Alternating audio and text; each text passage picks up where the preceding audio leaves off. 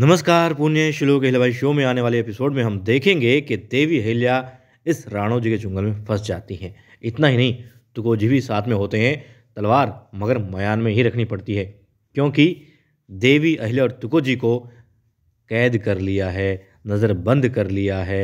इस राणो जी ने बहुत तगड़ी चाल चली, सैनिक बाहर रखवा दिए।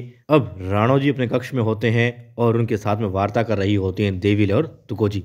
लेकिन जैसे ही देवी अहिल्या उसकी बातों को सुनने से इनकार करती हैं, अपनी शर्तें उसके सामने रखती हैं और फिर जाने लगती हैं, तो वो कहता है कि अब ठीक है, आप इसको अपनी मातृभूमि मानती हैं, आप इसको अपनी कर्म भूमि मानती हैं, तो आपको इस आपकी कर्म भूमि से हम जाने नहीं देंगे।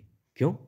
क्योंकि अब वो ताली बजाता है और उसके ताली बजते ही मल्हार राव सूबेदार जी को तो अंदेशा होता है, वो सच हो जाता है।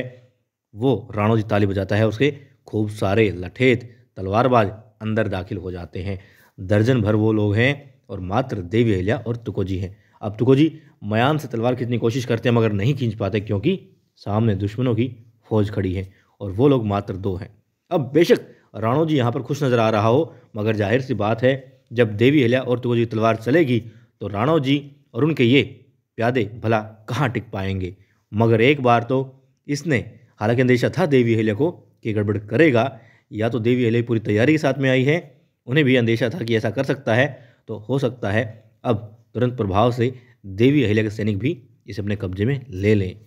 और यह भी हो सकता है कि इन दोनों की तलवार इन दर्जन भर लोगों पर भारी पड़ जाए और बेचारा मुर्गा बनकर कान पकड़कर माफ़ी मांगे, नाक रगड़े ये राणो जी, मगर फिर भी देवी अहिल्या, क्योंकि कहते ना कि दुष्ट को और कांटों को कुचल देना चाहिए या फिर रास्ता बदल लो, तो देवी अहिल्या रास्ता बदलने वाली तो है नहीं, वो इस दुष्ट को कुचलेंगी। जी हाँ, तो आने वाला एपिसोड बहुत ही ज़्यादा रोमांचक होगा कि किस तरीके से देवी अहिल्या इस राणो जी का फन कुचलेंगी, बल्कि इसे ही कुचलेंगी, और मालेराव होलकर किस तरीके से शादी के लिए खुश होगा, नाराज होगा या हामी भरेगा, तो आखिर भरेगा कैसे।